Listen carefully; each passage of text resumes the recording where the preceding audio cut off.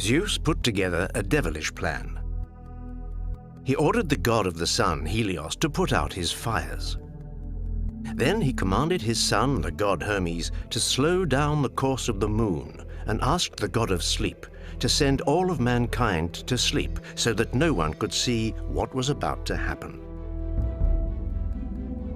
Everything was ready. Zeus disguised himself as a mere mortal, a certain Amphitryon, then visited Alcmene, Amphitryon's wife, in her bedroom that night. Not only was Alcmene very beautiful, she was also the granddaughter of the great Perseus. Amphitryon, he's here. The moment she saw him, she flung herself at him. Not for an instant did she suspect that the man she was showering with kisses was not her husband, but the king of the gods. She listened to the impostor tell of his exploits and of how he had killed her brother's murderers. The revenge she had craved for was finally hers. So as she had promised on the day of their marriage, the young woman gave herself to her husband. All night. A night to which Zeus attributed the length of 3 nights.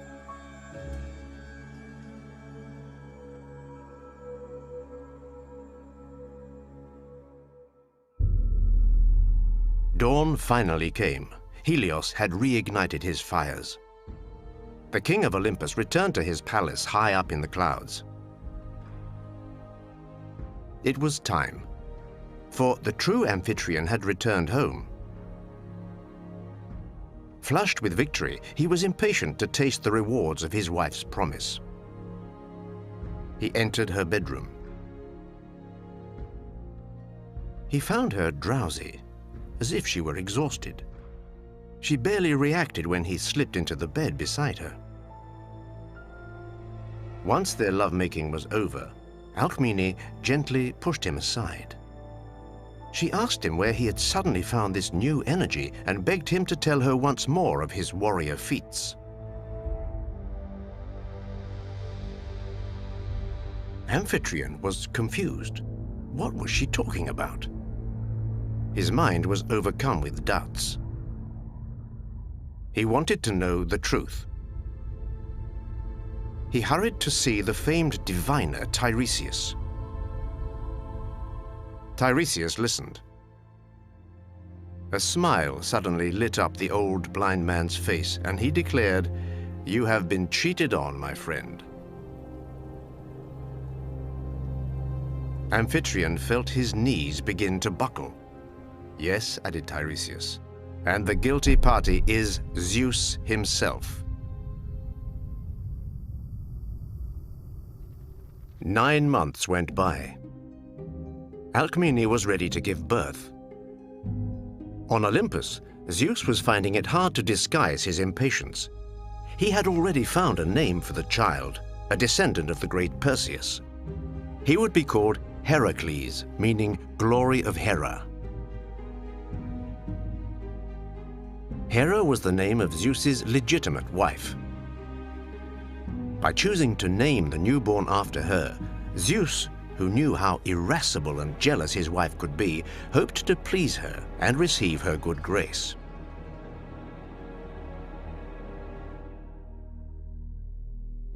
Curiously, Hera's reaction wasn't the one Zeus had expected.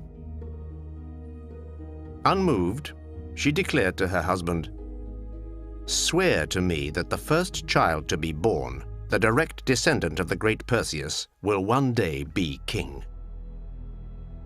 Zeus frowned. He feared trickery. He knew his wife well and knew how vengeful she could be. Hadn't she one day tried to kindle a revolt against him?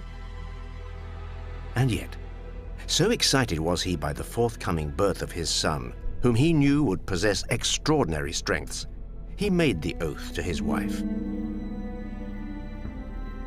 So Hera left Mount Olympus and hurried to Argos. There, Alcmene's cousin was also with child.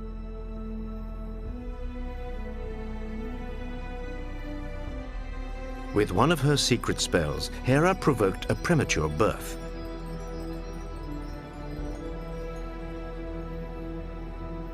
She had trapped Zeus. If he kept his word and upheld his oath to take as his rightful heir the first descendant of Perseus to be born, then it wouldn't be Heracles, but his cousin Eurystheus, who had just been born.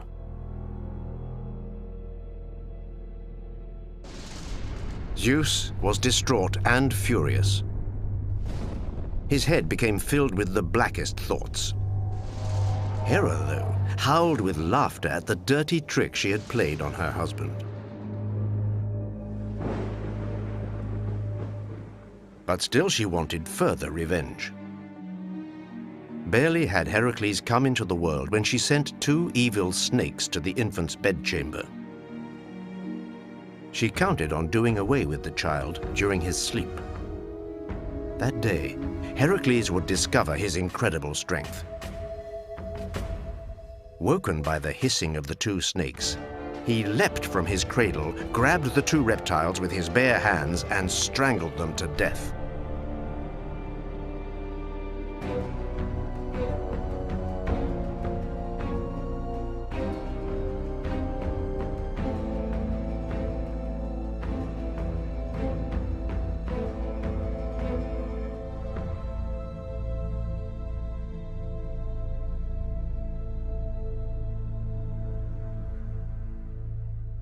It was the first of a long line of extraordinary feats.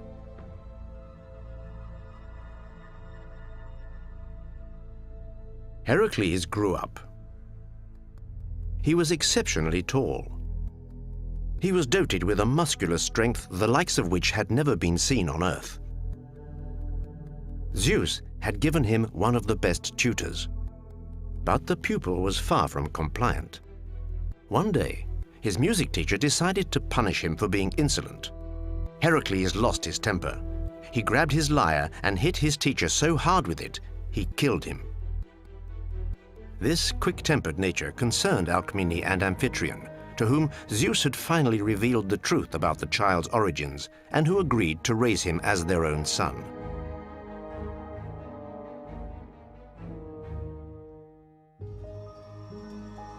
Fearing that Heracles might give in to other bouts of violence, Amphitryon sent him into the countryside to tend his flocks.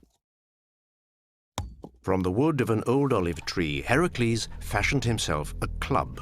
It would become his favorite weapon. Apollo, the protector of shepherds and goatherds, was also a warrior god, and he presented Heracles with a bow and a quiver of arrows. On the day that Heracles turned 18, he left the countryside and Amphitryon's flocks and set off to discover the world.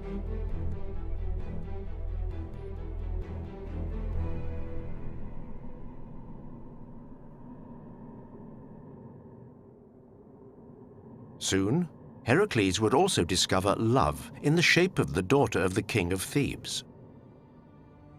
Her name was Megara. To win her heart, he rid the city of all the bandits and brigands and restored the authority of the king. Heracles and Megara married. She gave him no fewer than 8 children. Heracles felt fulfilled and settled. Here he was, a father, the husband of a princess, and heir to the throne of Thebes. Not for an instant did he imagine that on high, up in the clouds, Hera had not abandoned her plan. The whole time, she had waited for the perfect moment to take her revenge on Zeus.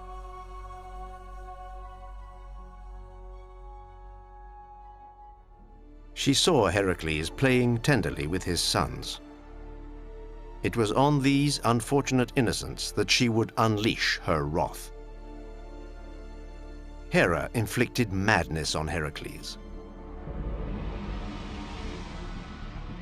The effect was terrifying. In a fit of madness, his head filled with dreadful hallucinations, the hero then committed the worst of all crimes, infanticide. Confusing his children with wild beasts, he leapt on them and killed them all, one after the other.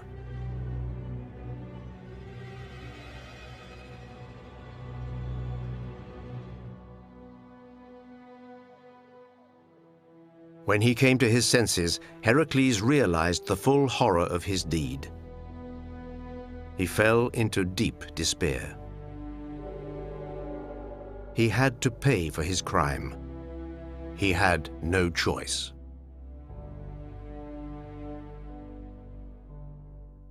Now, a pale phantom amongst mortals, he went in penitence to Delphi to consult the oracle. Your crime is the worst crime of all. You are not worthy to be called the son of Zeus, nor even to be called a man. There is only one way for you to be purified. Go to he who by an oath sworn by Zeus has become the uncontested ruler of Greece. Your cousin Eurystheus, who was born but a few hours before you. Obey him in all things, whatever his orders may be. Only then can you hope to earn your pardon. Heracles was a broken man. The prospect of entering into the service of a man as tyrannical as Eurystheus was terrible. But he had no choice.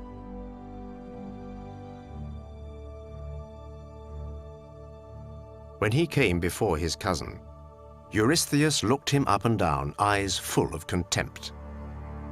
Overjoyed at having Heracles kneel before him like a slave, he told him the price he must pay to obtain purification.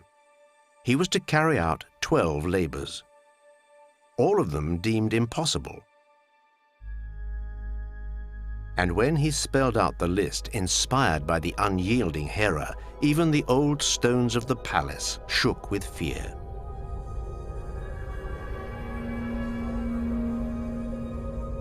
And thus the curtain was raised for the most fabulous feats ever accomplished by mortal man.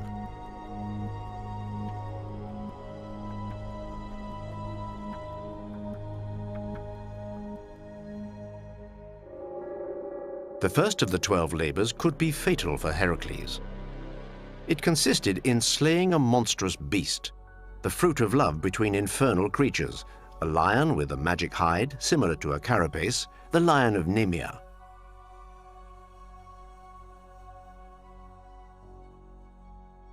When Heracles saw that not even the arrows gifted to him by Apollo could slay the beast, he decided to wrestle it.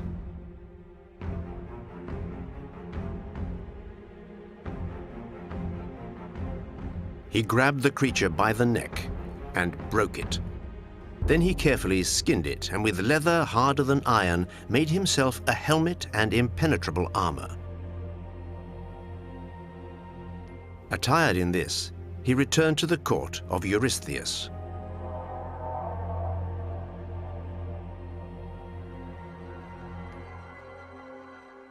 Eurystheus then dispatched him to slay another monstrous beast, the Hydra of Lerna. A gigantic serpent with 9 heads. Heracles attacked with his sword. But every time he chopped off a head, 2 others grew back. Each blow brought to the Hydra regenerated it. Heracles, attacked from all sides, thought his days were over. But just then, an idea came to him, inspired by the goddess Athena. Every time he chopped off a head, he cauterized the wound with a flaming torch, thus preventing 2 heads from growing back. When there was only 1 head remaining, Heracles raised his golden sword and decapitated the monster before burning it. Then he dipped each of his arrows in the Hydra's black blood, impregnating them with a poison lethal to any living being.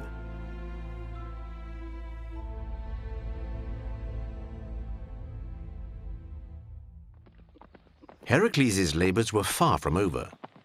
Having tracked down the golden hind, a deer with horns of gold on Mount Cerinea, captured a wild boar which had been terrorizing the region of Erymanthea, and cleaning the Augean stables, he was sent off to perform his sixth labor on the shores of Lake Stymphalia.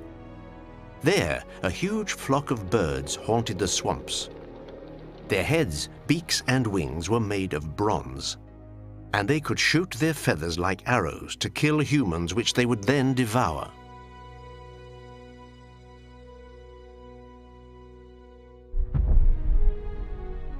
Once again, Athena came to the rescue of the mortal she had made her protégé.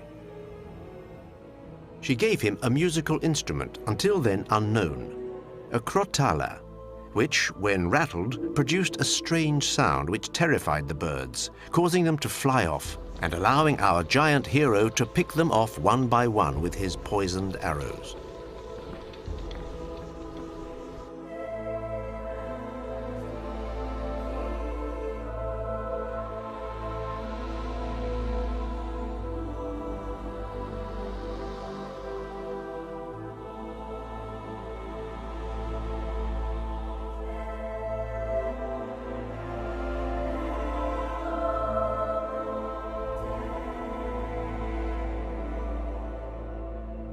Barely had he returned than Eurystheus sent him on a new mission, to capture the cattle of Geryon.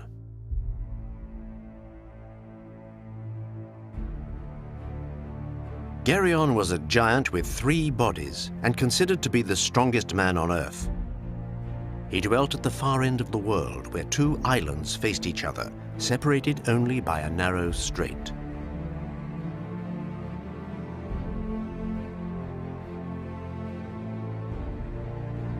After a fierce combat, Heracles brought down the giant and made off with his cattle. In this place, now become legendary, Heracles built on either side of the strait 2 stone columns.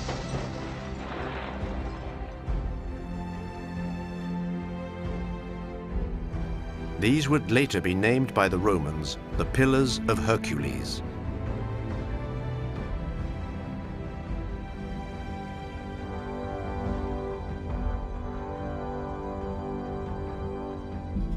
But the most astonishing of his labors was undoubtedly the cleaning of the Augean stables. Augeas was a king as rich as he was idle. He owned a huge herd of white bulls. These sacred animals lived in stables up to their knees in the foulest-smelling dung. Their stables hadn't been cleaned for 30 years. To make the task even harder, Eurystheus ordered Heracles to accomplish it in a single day. However, would he manage?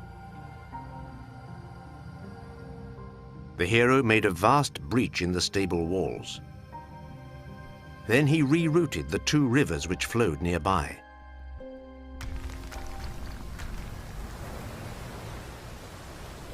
Their waters rushed through the breach in the walls, washing out the filth and sweeping it away to the sea.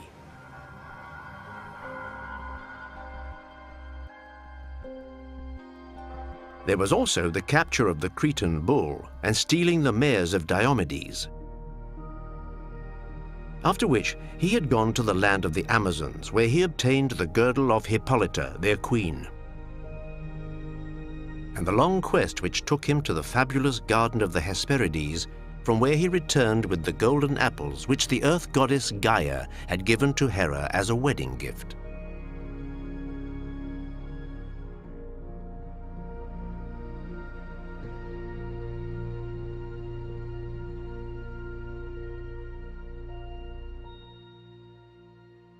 But the most terrifying labor was undoubtedly the last.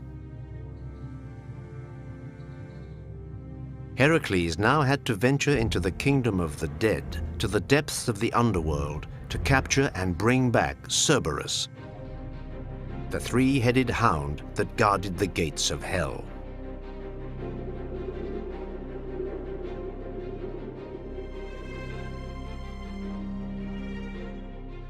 Having received advice from Athena and then Hermes, Heracles penetrated the darkness. He crossed the river Styx and arrived before Hades, ruler of the underworld. Heracles demanded that he hand over Cerberus. Hades agreed, but on one condition: that Heracles managed to overcome the animal without using his club or his poisoned arrows. No one knows the exact outcome of that day on the banks of the river Styx. No soul has ever returned to tell the tale, and the two opponents themselves kept their silence. Was Cerberus tamed by Heracles' strength? Or did he simply bow down before the bravery and abnegation with which this mere mortal had paid for his terrible crime?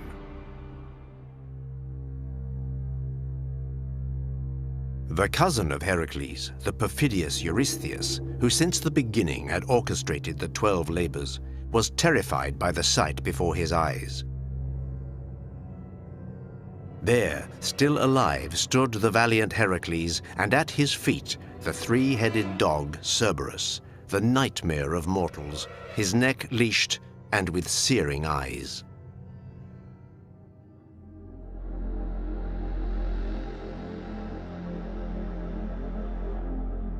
Thus Heracles had triumphed by accomplishing his 12 labors. He was at last purified.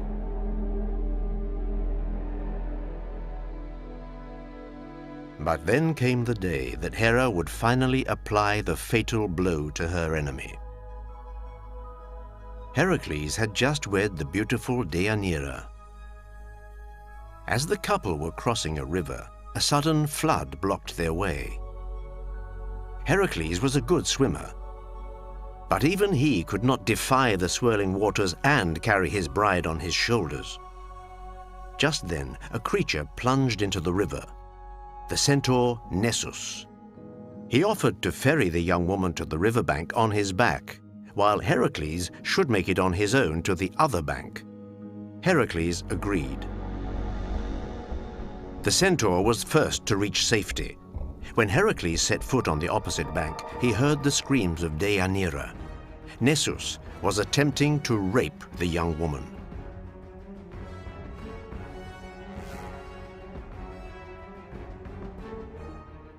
Heracles grabbed his bow and fired one of his poisoned arrows. It flew towards the creature and hit it full on.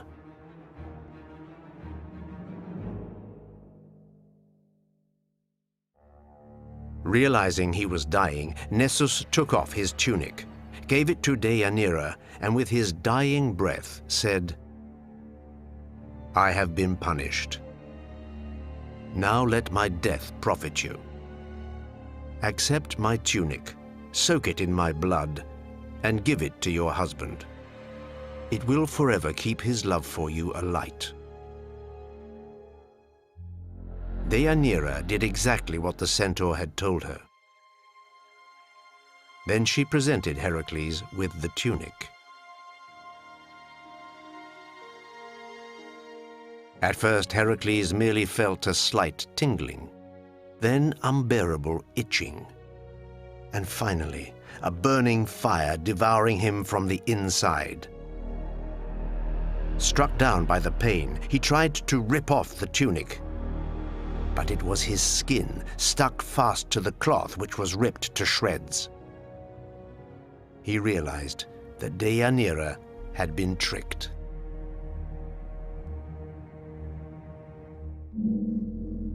Up on Mount Olympus, Zeus was unable to intervene. Such are the laws of fate, Hera told him. As a powerless witness, all the almighty king of the gods could do was look on, waiting for death to finish its work.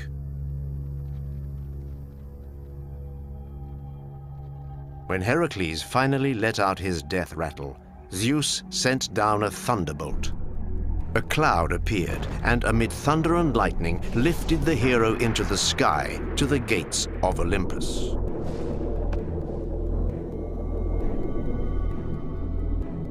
He had finally entered his father's realm. Immortality awaited him. Heracles had joined the gods.